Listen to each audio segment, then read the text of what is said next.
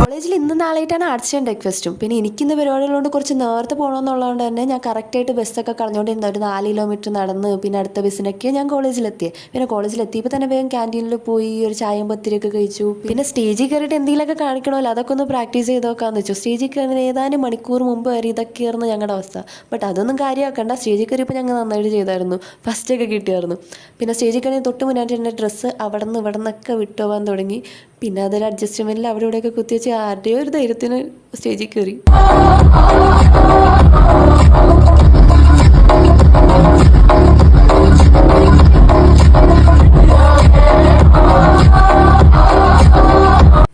പിന്നെ വേറെയും കുറേ പരിപാടികളൊക്കെ നടക്കണ്ടായിരുന്നു, ഞാനതൊന്നും അറിഞ്ഞു പോലും ഇല്ല. ഓരോരുത്തരുടെ സ്റ്റാറ്റസ് സ്റ്റോറിയൊക്കെ കണ്ടു കഴിഞ്ഞപ്പോൾ ഓക്കെ ഇവിടെ ഇങ്ങനത്തെ വർക്ക്ഷോപ്പ് എടുക്കണ്ടായിരുന്നു, ഇവിടെ ഇങ്ങനത്തെ ഡാൻസ് ഒക്കെ ഉണ്ടായിരുന്നു എന്നൊക്കെ അറിഞ്ഞേ. ഇതൊക്കെ കഴിഞ്ഞപ്പോൾ എനിക്ക് നന്നായിട്ട് വിശക്കാൻ തുടങ്ങിയായിരുന്നു. പിന്നെ അവിടെ നല്ല നല്ല ഫുഡൊക്കെ ഉണ്ടായിരുന്നു. ഞാൻ എന്താ കഴിച്ചാൽ ഫ്രൈഡ് റൈസ് ചില്ലി ചിക്കൻ വാങ്ങി കഴിച്ചായിരുന്നു. പിന്നെ അതൊന്നും വീഡിയോ എടുക്കാൻ പറ്റില്ല, അതൊന്നും വീഡിയോ എടുക്കാൻ ആലോചിക്കാൻ പോലും പറ്റില്ലായിരുന്നു, അത്രയ്ക്ക് വിശന്നിക്കായിരുന്നു.